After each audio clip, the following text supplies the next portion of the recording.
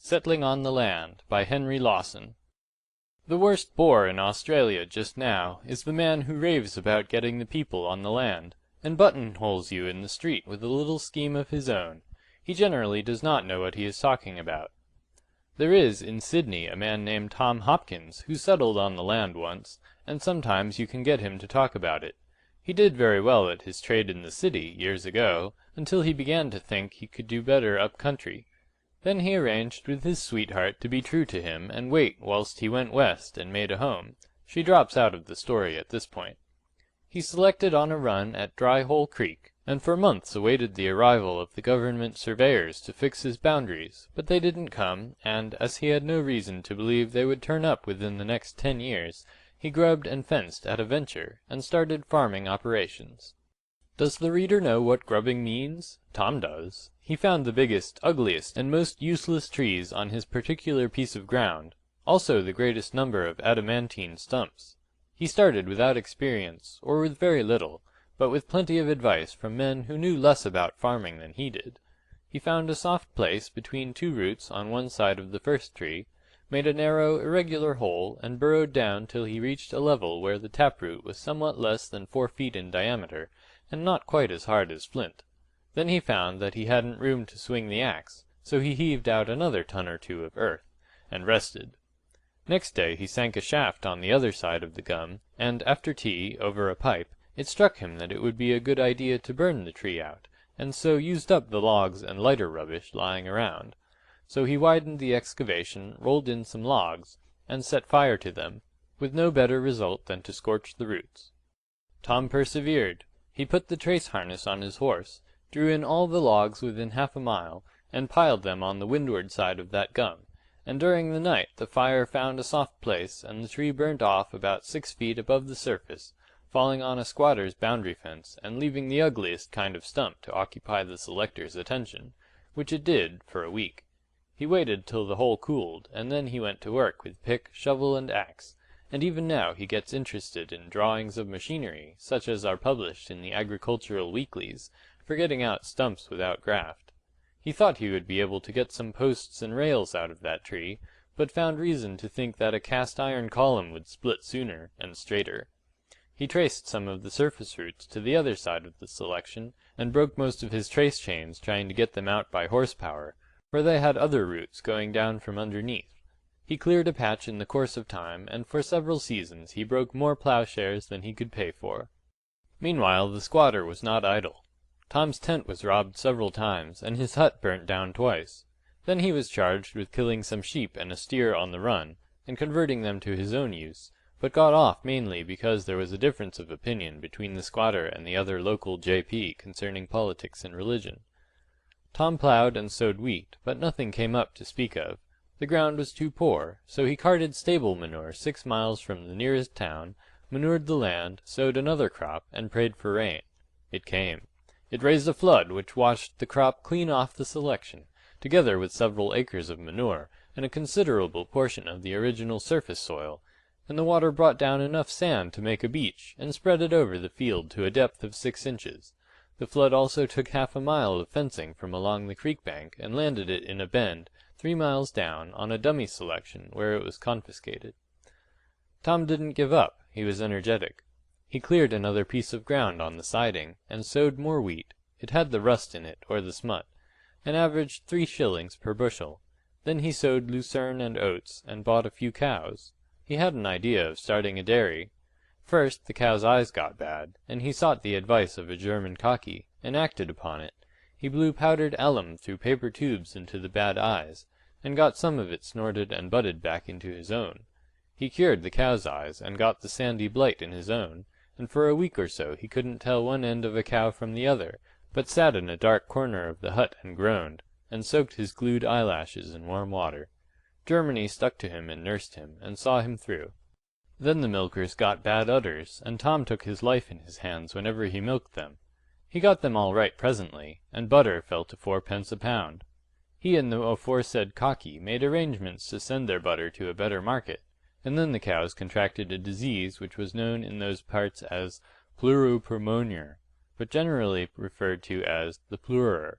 Again Tom sought advice, acting upon which he slit the cows' ears, cut their tails half off to bleed them, and poured pints of pain-killer into them through their nostrils, but they wouldn't make an effort, except, perhaps, to rise and poke the selector when he tried to tempt their appetites with slices of immature pumpkin.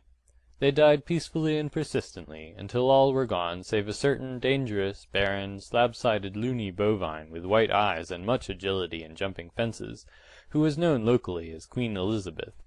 Tom shot Queen Elizabeth, and turned his attention to agriculture again.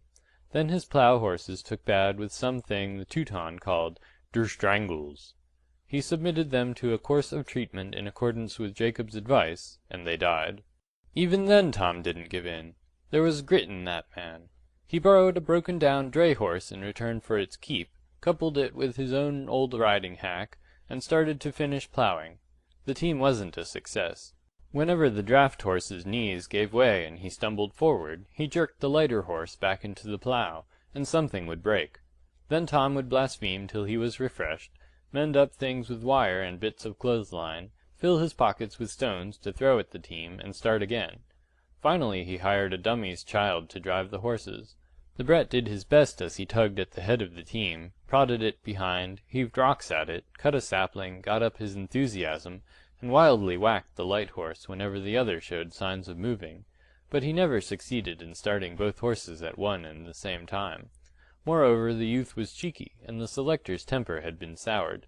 He cursed the boy along with the horses, the plough, the selection, the squatter, and Australia. Yes, he cursed Australia. The boy cursed back, was chastised, and immediately went home and brought his father. Then the dummy's dog tackled the selector's dog, and this precipitated things. The dummy would have gone under had his wife not arrived on the scene with the eldest son and the rest of the family. They all fell foul of Tom. The woman was the worst. The selector's dog chawed the other and came to his master's rescue just in time, or Tom Hopkins would never have lived to become the inmate of a lunatic asylum.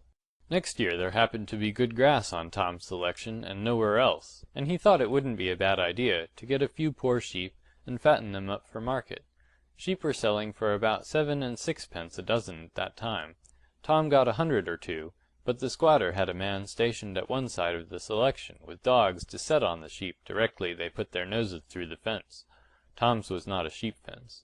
The dogs chased the sheep across the selection and into the run again on the other side, where another man waited ready to pound them. Tom's dog did his best, but he fell sick while chawing up the fourth capitalistic canine, and subsequently died. The dummies had robbed that cur with poison before starting it across. That was the only way they could get at Tom's dog.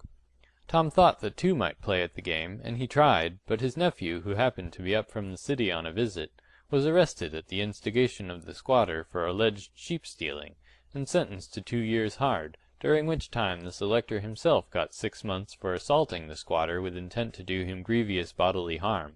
Which, indeed, he more than attempted, if a broken nose, a fractured jaw, and the loss of most of the squatter's teeth amounted to anything.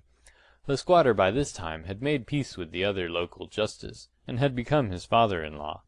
When Tom came out there was little left for him to live for, but he took a job of fencing, got a few pounds together, and prepared to settle on the land some more.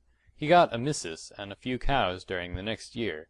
The missus robbed him and ran away with the dummy, and the cows died in the drought, or were impounded by the squatter while on their way to water. Then Tom rented an orchard up the creek, and a hailstorm destroyed all the fruit. Germany happened to be represented at the time, Jacob having sought shelter at Tom's, but on his way home from town. Tom stood leaning against the doorpost with the hail beating on him through it all. His eyes were very bright and very dry, and every breath was a choking sob.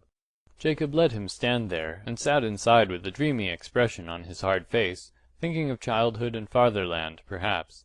When it was over he led Tom to a stool, and said, "You waits there, Tom, I must go home for somedings. You sits there and waits 20 minutes."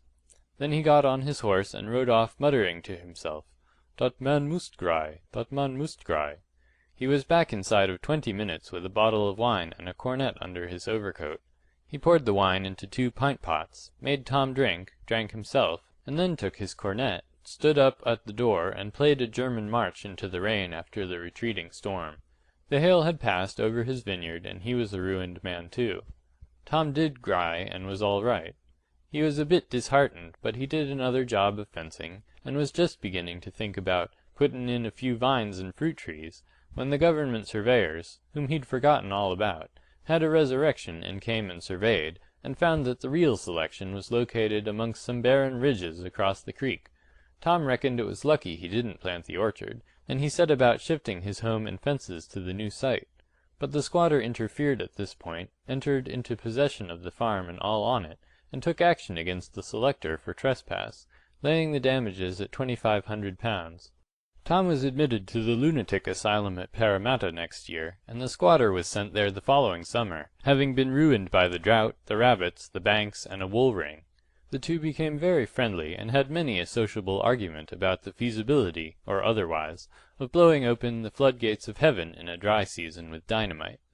Tom was discharged a few years since. He knocks about certain suburbs a good deal. He is seen in daylight seldom, and at night mostly in connection with a dray and a lantern.